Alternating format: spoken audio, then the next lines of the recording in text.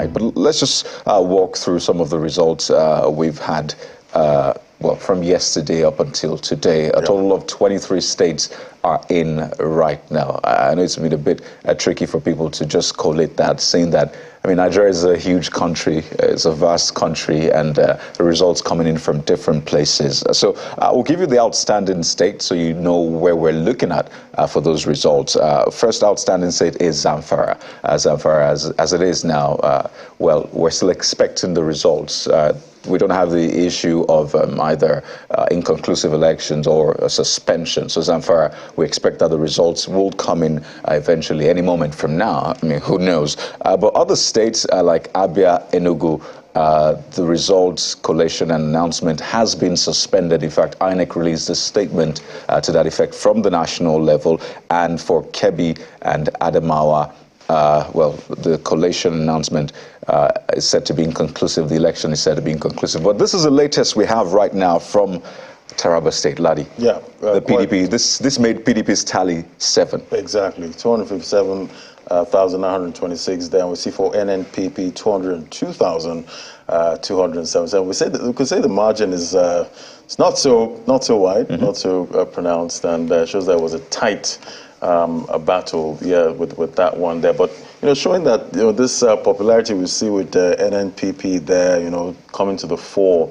at this time with what actually happened with in Kano State, So take a look at this one, Rivers State, South Nigeria, one of the battleground states. I mean, look at the margin. That's over, what, 200,000 margin? Over 200,000. If I'm correct there. And I don't know how, people will receive this, especially because all eyes are still on Rivers State. If you check some of the pre-election reports, especially when it comes to hot spots, Rivers ranks top. There was one I was looking at after Lagos. It was actually Rivers, and we saw some of that playing out as well. This is Kaduna, which you watched just before we came back. The margin, again, quite close, quite close. Just 11,000 difference, just about 11,000 votes difference. And you saw how there was controversy, trying to take the Electoral Act vis-a-vis the guidelines and trying to just get a sense of this. I think we should just get back to our guests in Abuja, Samson Itodo and Gideon Joe still with us this morning. Yes, election night has now turned to morning, Tuesday morning now. Gentlemen, thank you for staying with us. As as we walk through some of these results, it just hit me particularly first for the state governors, the incumbents who earned their re-election. We're still expecting results from other states. I think 2 of them to be sure what their fate will be. But for those ones who got re-election, the governors of Ogun, for example, I mean, majorly southwest states, we had Ogun, Oyo, and Lagos, these governors seeking re-election, as well as other states. Would you say that maybe that's some sort of agreement on the part of the voters that, well, we enjoyed governance in that state from those governors, and it's fair for them to do a second term? Can we assume that is the case? And I'll start with Mr. Itodo. That assumption may not be misplaced because when elections are conducted, there are several factors that are in play, and they determine the electoral fortunes of a political party or its candidate. And one of them could be performance of an incumbent. So that's one factor. The second will be the power of incumbency, because an incumbent has access to state resources, has access, to security apparatus, also has access, to certain intelligence that could be used, to influence or confer some advantage on an incumbent. So that could be one other factor.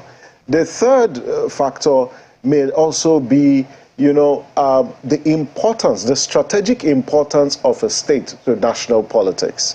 And so, seeing cases where if a presidential candidate for the political party comes from a particular region, it is considered their base. And so they want to consolidate on the power. The other, it's also the bandwagon effect of a presidential elections and its outcome. So there could be a lot of factors. But if you talk about performance, I'll say one. But if you look across board and you look at the states, I'm not picking any state in particular, which of these governors has exceeded the expectations of their voters to the extent that they will gain 100% of the votes? Don't forget, some of these results have been called to question due to several issues relating to the way the process has been managed. And we know that, yes, INEC has a power to review some of these outcomes, or these matters may even go to the court. So I would say that these are some of the reasons. But for the governors that have secured re-election, I think that insofar as an outcome does not have a legitimacy as a result of a compromise process, quite frankly, I won't regard it as an electoral victory. Again, it's not in my place to determine that. It's going to be left to the courts. But I think as watchers of the electoral process, there are some results and some outcomes that have been declared that we, from civil society and those who work on elections actually question the integrity of the process of producing those results. It just leaves a sour taste in the mouth. How much we actually anticipated this election, how much preparation actually went into this, manpower, resources, monetary, non-monetary, and right now we can't say that. I mean, all of that paid off. We can't say categorically. Even for the umpire, they acknowledged that yes, we had these challenges. And for the citizens who went out to vote, I'll just quickly touch on that before we come to, the result and those governors. But I just wanted to mention for them how much or how significant is their rating of this process. I know that the courts will eventually decide, but speaking to citizens, you hear some of them saying, well, I didn't enjoy the process. I mean, I've even seen videos. That is really contestable, the act in that video of people, treating, for example, their passport with disdain. I don't know if you've seen some of those clips on social media. Some will say that is really extreme. I mean, the law is also clear about how you should treat documents like that. But I know it speaks to a certain, the feelings of a lot of Nigerians. And I just wanted to know just how significant it is it, and what do we do with that feeling? I think that's the important point here. What do we do with that feeling of discontent, disappointment, letdown that some have right now? Well, Kayode, you see, this election, this particular elections, the 2023 general elections, it's not the election that Nigerians expected, and it's not the elections that Nigerians deserve. And that's our conclusion at Yaya Africa. And the reasons are just clear. And I'm not referring to the outcome of the elections. It's about the process. And because, one, if you look at how the process was managed, and in the build-up to the elections, we did publish, the election manipulation risk index. Let's even take the governorship elections.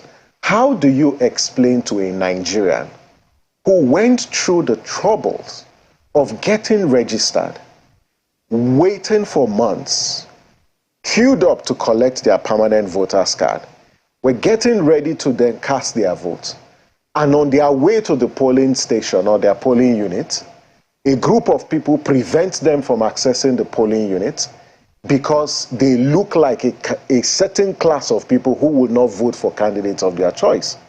Or how do you expect? And I was watching channels on Saturday where, Olu Phillips interviewed a particular voter. And I broke down just listening to that man when he spoke about his experience with the presidential elections. That after queuing up, they cast their votes, and then just when it was time for the collation process or the counting of ballots, thugs came, carted away with the ballot papers, or in that particular polling unit, they destroyed them and set those ballot papers on fire. This is the kind of harrowing experiences that people, went through in the course of this election. And so if people feel very angry about the way this process has been managed, they have a right to do so. In the presidential elections, the IREV and the Beavers, we must not forget how citizens fought. They struggled and they advocated for these tools. The National Assembly, at some points, jettisoned the provisions on the transmission of results. It took public outcry, and so citizens won this battle, and their lawmakers listened to them. Only for the day of elections, the IREF didn't function. Now it functions. But I don't think we should move away.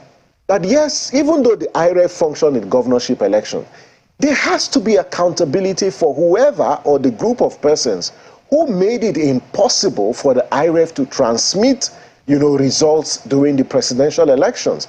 And let's not gloss over this and just move on from this. There are fundamental questions that need to be answered, and people need to be held, to account. If you come down, to this anger, it is right. And I don't think people should, trivialize how Nigerians feel about this election, because it's their election. And so they have a right to feel this way. And I see opportunities in the anger expressed by citizens. It tells us something, that Nigerians still care about this country. Nigerians still have faith about this country. That's why they are angry. That's why they care. But where do we move from here? This anger is important, for reforms.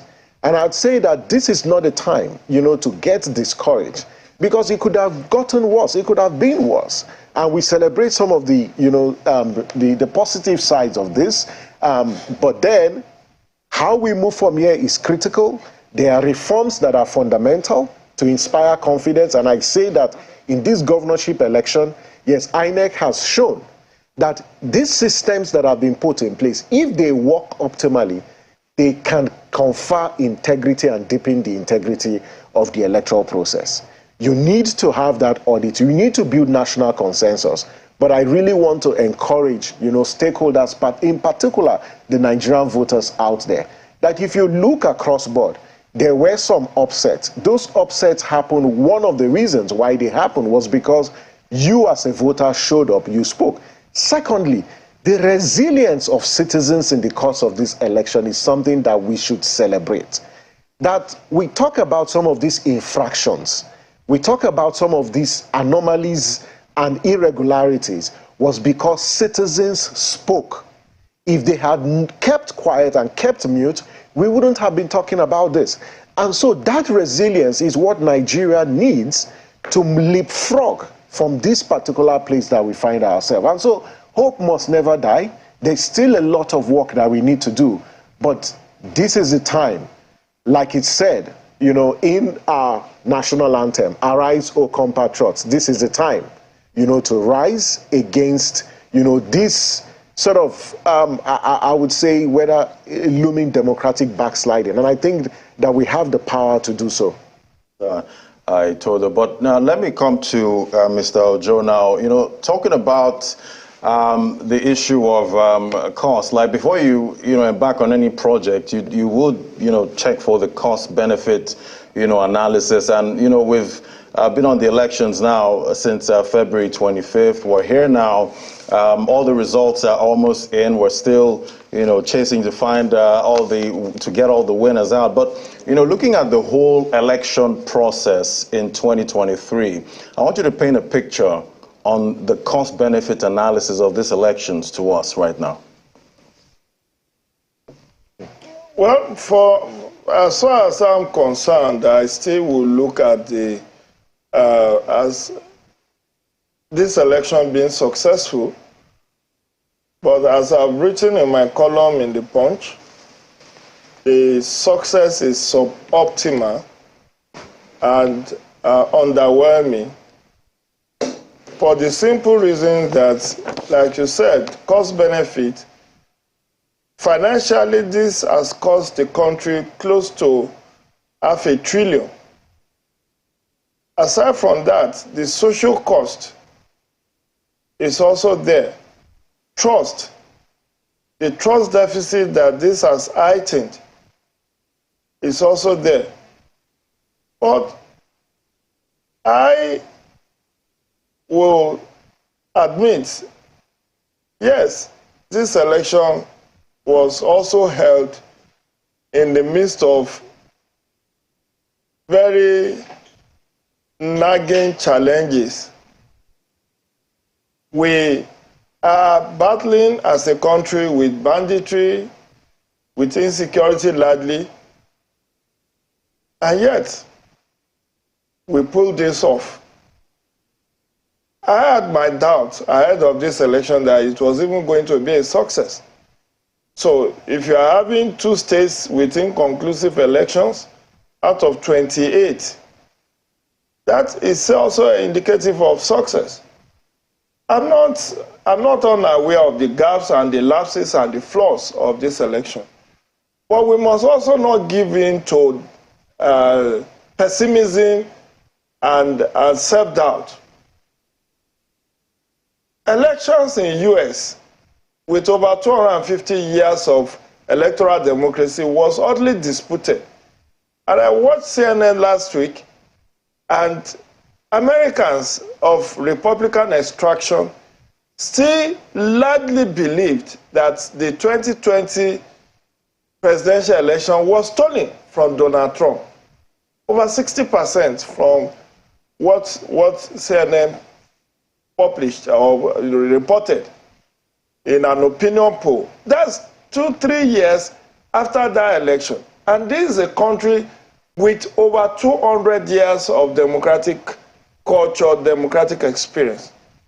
We have also seen in Brazil, which has also been reported to be one of the biggest democracy in the world, where election was held, there was an upset. But what did the supporters of the former president do? They decided to invade the democratic institutions in Brazil, not agreeing with the outcome of that election. So having disputed election is not peculiar to Nigeria. However, that's not a justification to say we should continue to have bad elections. Yes, you may say that the outcome may not be a very good reflection of the cost, financial cost that was put into this. But who has made this impossible for us? We are blaming the victim. When people speak ill of INEC, oh, they disappointed us. Yes, they may have disappointed. Even in the game of football, it was the imperfections of referees that led to the invention of VAR, video assistant referees. Because in many football matches, when we watch, we see a clear penalty from our own point of view that the referee will refuse to call. And you say, oh, they just wanted this particular football club to win this match. So, what was done? Video assistant referee has come. But I've also read widely people criticizing the video assistant referee that it has even created worse problem for our football. So, discontent with innovations, discontent with performance will always be with us.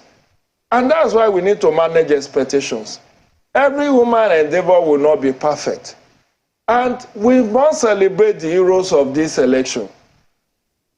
Samson talked about the resilient voters, the electorate, who stuck out, who braved the odds, who braved insecurity. Some of them were shot at. Look at what happened was it Goza or somewhere in Borno State during the presidential election, where Boko Haram insurgents were shooting at INEC officials and shooting at the electorate. And people still cast their ballot. In spite of that, in spite of the intimidation, in spite of the repression, people still come out significantly to determine their next set of leaders. And we must also realize, as I said earlier on, who are the people creating this problem for us that have not allowed us to have smooth democratic transitions? It's the same political class. When political class decides to, urge their members to go and volunteer as INEC ad hoc staff, and they are giving marching order as to how they should behave, how they should, because INEC had to recruit 1.4 million. I don't know whether that is underestimated, but I know that about 1.4 million was what I read that INEC had to recruit to conduct this election. The entire staff strength of INEC is about 16,500, less than 20,000. And now you brought in people that you don't know their background, you don't know their political affiliations, you don't know what their value systems are. There are those young men who are brought in from tertiary institutions or even from youth service who you saw the opportunity of this election as an opportunity to make money. They want to cash out. And there was a trending video I saw where in a voting point, you know, the guy was saying, I think it must be Cross River somewhere. And they said, oh, please bring our balance, or you know, we have only received 8 million. We need a balance of 12 million. We have completed so many thousands of senatorial ballots. That was on February 25th. And these are people we rely on. These are people INEC rely on to conduct a clean election. The problem with us is attitude. How do we take national projects? Because this was clearly a national project. How do we take it? No matter the reforms we do, this 2022 Electoral Act is the most comprehensive. I've presented papers at several workshops where I've highlighted the salient points in this law. But what do? This same political elite, this same political, desperate political class will be looking for how to undermine this same process. So even if you have the reforms, and I'm not against us reforming, if we don't change our attitude, this, culture of impunity, wanting to see how we can just use Machiavellian principle of the end justifies the means to access power, we will go nowhere. In 2027, we may still be lamenting the way we are lamenting now. So it's our attitude we need to change. Once we have the right attitude, there are other countries where people are even giving electoral materials to take home and bring to the polling station. But try that in Nigeria, whether you survive. We do lockdowns. In spite of the lockdowns, talks are still having a field day. They are still invading collation centers successfully. That's what happened in Obingwa. That's what happened in Ogoja collation center. That's what has happened possibly in Nusuka and in Kano East, which led to the suspension of collation in Enugu and Abia. So when are we going to outgrow this desperation of just winning at all costs by fear of our means? If we don't change that attitude, I'm afraid we'll continue to count our cost. And people will continue, and this is not peculiar to us, as I've said. There have been several literatures published about democratic reversals across the globe. And people are losing faith in the ballot and preferring even military rule. And we have seen what happened in Burkina Faso, what has happened in Niger, what is it Niger or Mali, what has happened in Guinea-Conakry, in West Africa sub-region. 15 countries, 3 of them under military rule now. So it's not peculiar to us, but we cannot glamorize that and say, okay, after all, we are not the only one that's having disputed election. I believe very strongly we should have done better than this. But we have, like Professor Claude Ake of blessed memory said many years ago in one of his classical work, that Nigeria is a country where we run democracy without Democrats.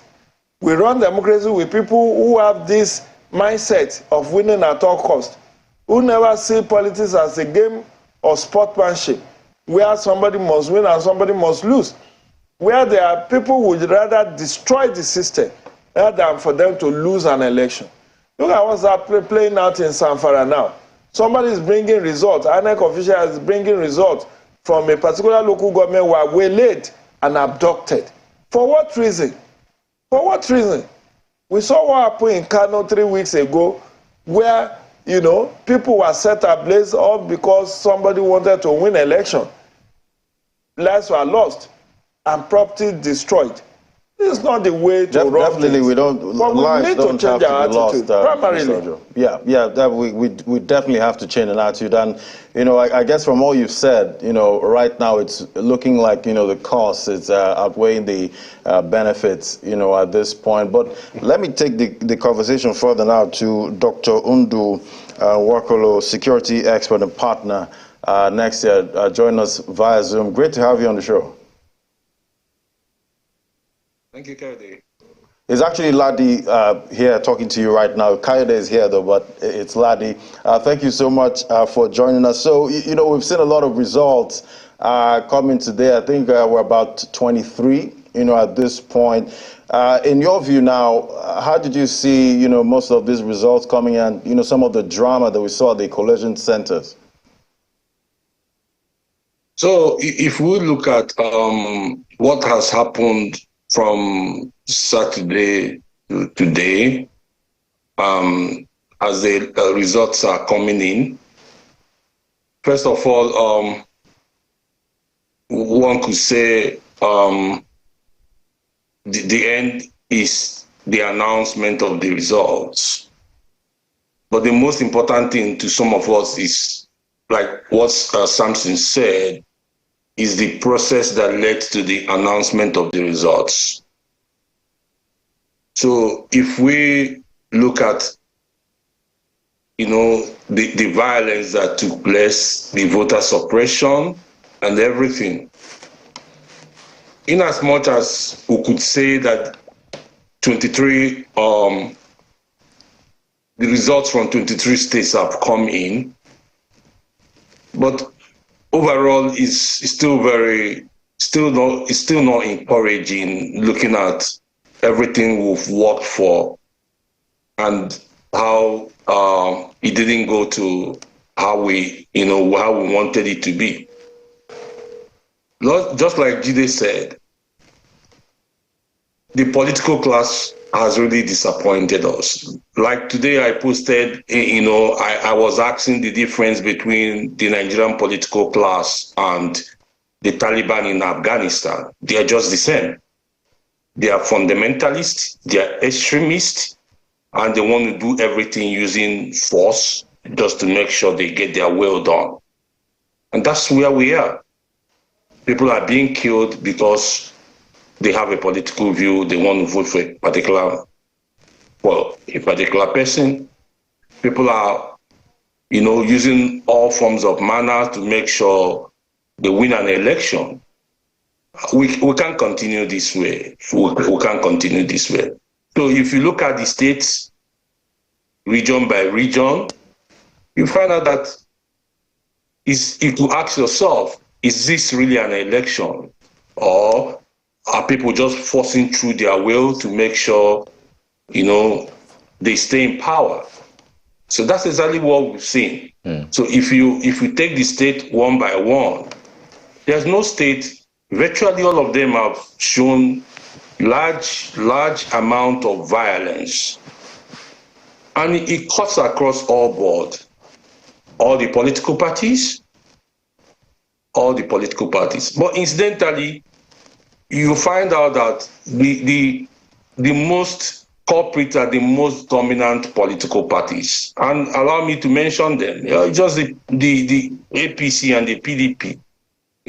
It's as if those who want the status quo to remain that way do not want the others who want a kind of a breath of fresh air, to get access to the state power. So they are doing everything humanly possible.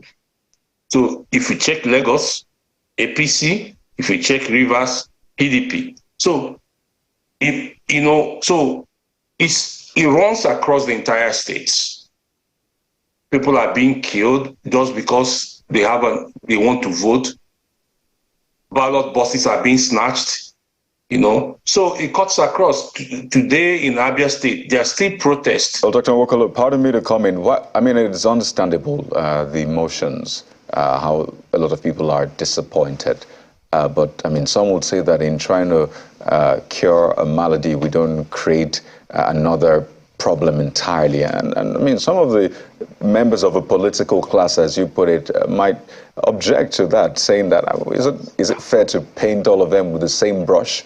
One, we see all of them, at least from time to time, changing parties and all of that. But I mean, for the main parties, for example, we've seen in this presidential election, some of their supporters will say, well, I don't accept that my candidate, which is part of the political class, should be described as an extremist, trying to, compare them with, terrorists and all of that. So do you think it's fair to really paint them with the same brush? Not forgetting again that at the root of all of this, you see that the political class, whether they belong to one party or the other, they are friends at the end of the day anyway.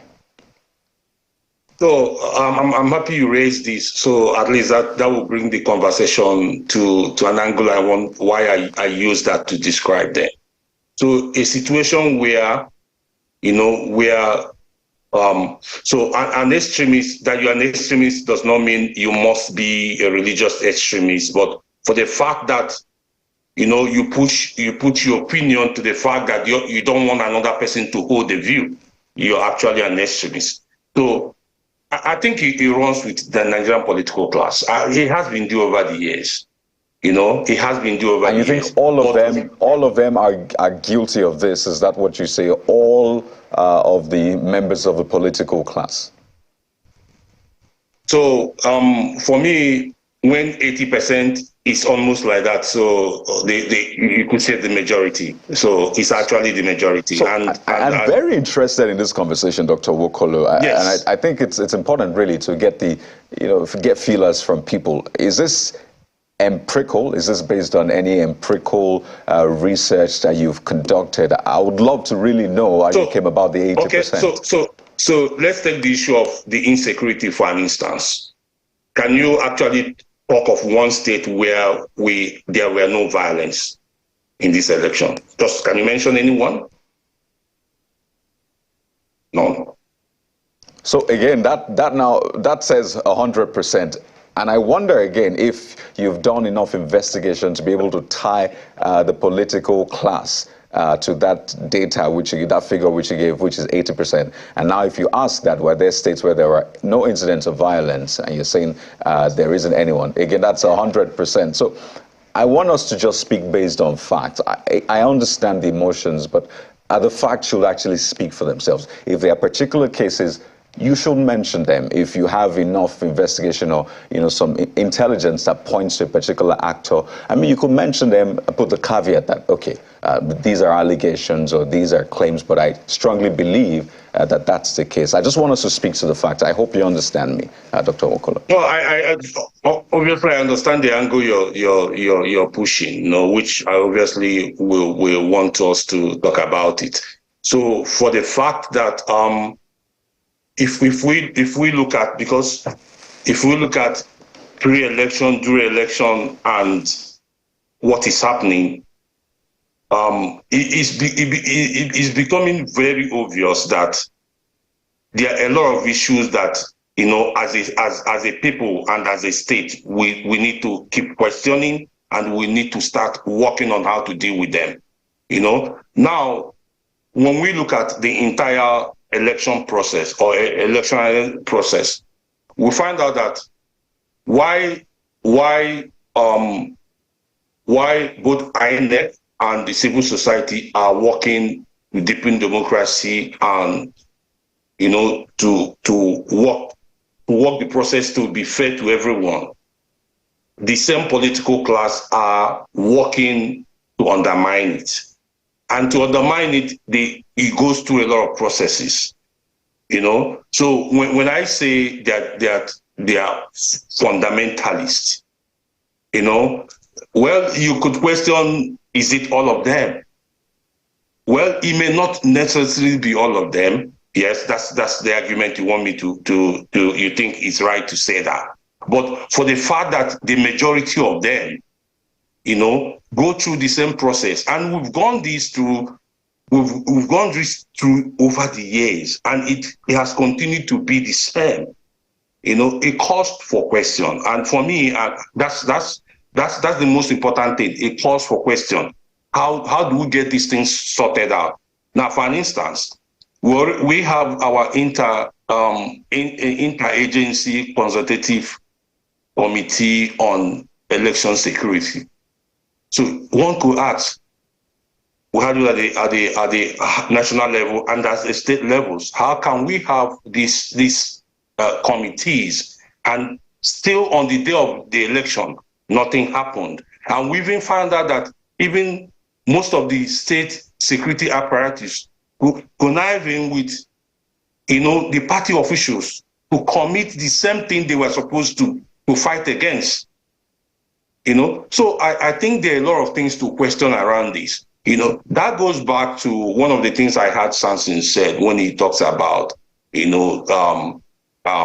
issue of the state and the issue of the resources in the hands of whoever power of incumbency.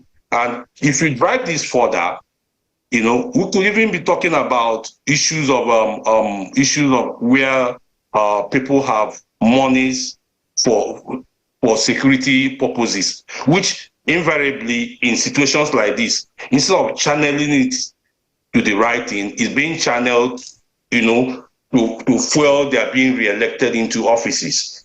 For an instance, I know that in Ghana, during elections like this, the security management for the election is in the hands of the electoral body. But in Nigeria, it's not so. It's in the hands of the IG of police who deploys. So for an instance, a state where the state governor is the state chief security officer, has the security votes in his hands, is able to somehow fund the police in his state. Tell me why he will not win an election. Tell me why he will not work with the interstate agencies to know how to win an election. So these are some of the things I think we should start looking at. So when I mentioned that this is the way I feel about them, well, it may be narrative in nature, but we need to start looking at these things because they are obvious, they are not going away, and they won't even go away now. Like Jide said, my thinking is that 2027 starts now. We may have not succeeded in a lot of things we wanted to do in 2023, but the earlier we start thinking about 2027, those things that didn't work right now, we start working on them from now to the next election, the better for us. Otherwise, we're still going to come back in 2027 and we'll still be talking about these things, because the issue is that this is a new patrimonial state. This is a state where people look at what is it that I get out of the state, and for the fact that the state itself is not strong enough to allow its institutions to stand on their own and do the right thing. Rather, it sides with either one class or the other. It sides with one group or the other. We're going to continue to have these things. It's not. I'm not saying that it's peculiar to Nigeria alone. It happens in most neo-colonial states, and But the issue is that for the fact that we've got into where we got into in 2015, and we've reversed back almost 8 years later to where we are today, it calls for questioning. And that's the area I'm going, that some of these things, that everything we achieved in 2015, we improved in 2019 a bit of it, and we've reversed back some of them to a situation where people are being killed on election day, ballot boxes are being carried. Means that we need to question some of, both values, state institutions, and people involved, and start planning against 2027. All right, I guess we have to, start planning for future elections now, right now, according to Mr. Wakolo. But I want us to, take a quick look now at a session we had in Adamawa State, one of the collation centers there. Let's see how the session got rowdy, and I will speak to it right after this. right. I want to go to our guests in Abuja now, Mr. Samson Otodo and Mr. Jide Ojo. So looking at, all of that play out, quite a heated session. Lucky it didn't escalate more than that. But speak to both of you now. What do you think can be done to, douse, this kind of tensions at the collation center? Because it's becoming quite, rampant now, at the centers there, disgruntled members there, trying to let their feelings known there. So let's go to Mr. Otodo now. Tell me, what do you think can be done to, discourage this kind of behavior, at the collation centers? Well, I think before we get into what can be done, I think it should take 2 steps backwards and think about what's the rationale for this. But before we even speak to the rationale, I think it's important to note that collation centers are like theaters. You have actors who dramatize. You have actors who are playing a particular script. And so when you're going to a collation center, it's not your typical, it's not a church session. It's not a solemn assembly. It's an assembly of people who have varying interests who are there to advance a particular agenda, whilst INEC performs its own statutory function. So we've got to think about it as a theater. And when you look at this issue about results, because often, and this is where we have, we also need to be careful when we assess elections. We focus on the figures. Every time, once it relates to the figures, people pay very close attention. But when it comes to the process, they can bypass processes, undercut guidelines, just to ensure that a particular outcome. Elections aren't just about outcome. The outcomes are important, but the process is also equally important. So that's what happens at collation centers. Secondly, when you look at the collation centers, and a lot of these centers, as we have seen, have been characterized by all sorts of tensions and controversies, especially at the final collation centers.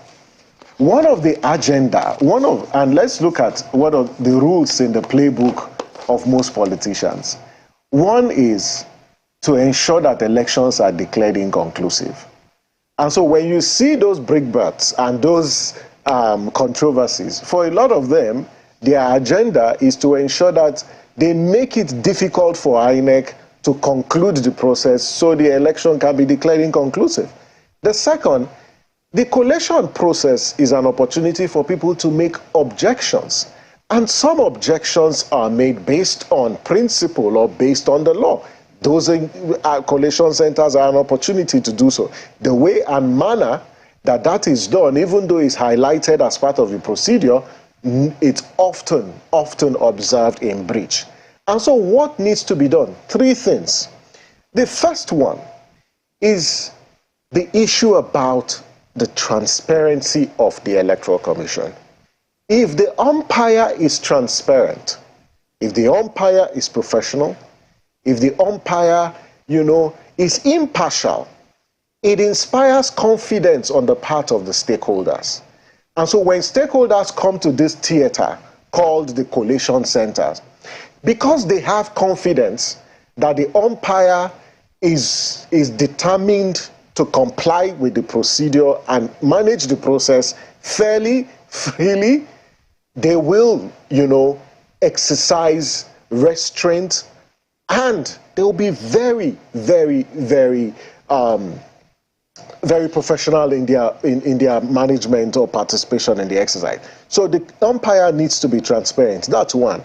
Secondly, the officials who are managing the collation centers they must be competent. They must understand the procedure and not misapply the guidelines.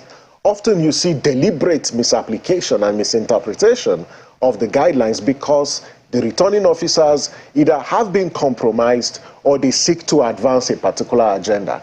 And so if the guidelines are clear and you apply the guidelines, because all the parties do have the guidelines, you will prevent all this rancor that you see within the collation centers. The third thing that needs to be done is who has access to the collation centers. We've seen situations in this election where accredited observers, party agents, even accredited media organizations have been prevented, from accessing the collation centers. But the INEC guidelines is clear. The Electoral Act is also clear as to who can and should be in the collation centers. When you deny these stakeholders, their right of access into the collation centers, it creates room for suspicion, it creates room for tension, and then people start protesting. And lastly, what needs to be done, for these collation centers to prevent this rancor, I think that the political actors, in particular the agents of political parties, they need to be prepared before they show up, at collation centers. We've seen situations where collation center party agents, don't have understanding of the guidelines, they don't have understanding of the rules, they don't even have understanding of the processes, and they come and they display all sorts of ignorance in the course of the collation. And that really creates confusion, and sometimes this disruptive behavior needs to be unacceptable. And so these, for me, are the 4 key things that, if done, might address the chaotic situation that we find in the course of collation. But then, collation centers are a theater that sometimes you may not have the power and also the big stick to regulate the conduct of those who are in that theater, even though some of them may be playing a particular script, because sometimes it's just mischief makers who want to ensure that they protect their political party's interest and not necessarily advance the cause of justice. I think, in those collation centers there, and obviously every stakeholder there have a responsibility to play in all of that. But let me take the question now to Mr. Ojo. So, at the end of the day, it was quite heated, and we've seen a lot, happen at these collation centers. I would like to get your own response to, the way forward. Mr. Toto did mention, transparency and other measures there. What are the other details for you? What others? I think it's just for us to, I've advocated this in several of my write-ups, that there is a need when you are appointing polling agents or, polling agents, you need to educate them, you need to train them on what the laws, the regulations say. It will seem to me, in many instances, these people are very, very ignorant of their roles and responsibilities. And I think in time past, INEC has offered to train party agents, and I've been involved in that on a couple of times. I don't know whether this current election, whether they were trained. But I've advocated for this, that when you appoint, I think Section 43 of either 43 or 34 of the Electoral Act gave backing to appointment of polling agent. I have always said this polling agent needs to be trained.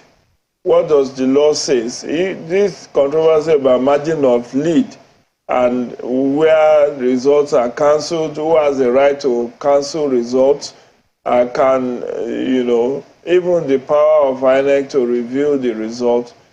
These are things that they ought to have known before coming for the assignment, but not so deaf as those who will not hear. I think many of them are also mischief maker, and they want to grandstand. It's their moment of fame.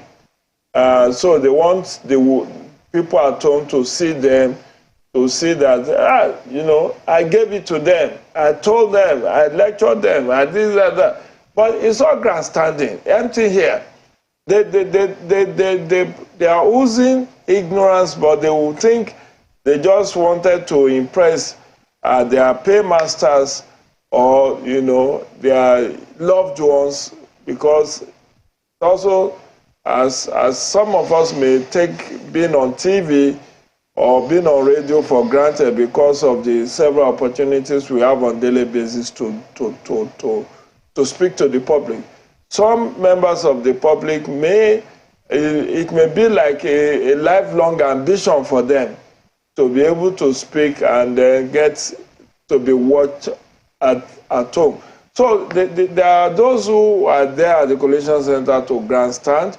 There are those who are there who do not know the parameters of their powers or their roles and responsibilities, and you know, as a result of that, they deliberately try to disrupt. And there are those who are there to play the to compromise the system, tarnish the integrity of the process, and hoping that they can succeed in forcing their own opinion on the collation officer or the returning officer. And even when they are calmly explained to about what the law says and the process that needs to be done, some of them will not listen. They will not want to hear it because they are also acting a script. So I agree with Samson when he says, you know, collation centers are like a theater, where dramas are acted. And some are there to catch crews, some are there for serious business, some are deliberately mischievous, some are ignorant, some, just wanted some 5 minutes or 10 minutes of fame. And there are those who just wanted to do their work professionally to defend the interests of their parties. But I think the bottom line for me is, are these people, before they are deployed, are they trained by their parties, by their political parties? Were their induction, did they engage professionals to come and train them? Every political parties will have national or state legal advisors. These legal advisors could have brought to their attention what their roles and responsibilities are and explain in greater details to them. And where they don't even have national advisors, there is nothing that says they cannot outsource the capacity building for polling agents. There is nothing that says they cannot hire people like us to come and train them. I would tell them their roles and responsibility in greater details with adequate referencing and what the law says about what they can do, what they cannot do. But I don't know if that's going to be pro bono. And the security agents also have a role to play in ensuring sanity in those places. Well, Mr. Ojo, you've put your offer out there. I imagine it's pro bono or otherwise. But, very, very interesting points laid out there. And, it just hit me, as you said, that, the Coalition Center is not an assembly of saints. But I'm glad we've taken a look at this process, because I think we've had our fair share of Coalition Center dramas. A lot of people remember what happened in 2015, that infamous one. We saw again this year, but we need to move on from that. But gentlemen, it's been an honor having you on the show, Mr. Jide Ojo, political analyst, and Mr. Samson Itodo, the executive director, Yaga Africa. Gentlemen, thank you for your time and again on our election coverage program. I guess we'll be doing this maybe in the coming months, hopefully. Thank you once again.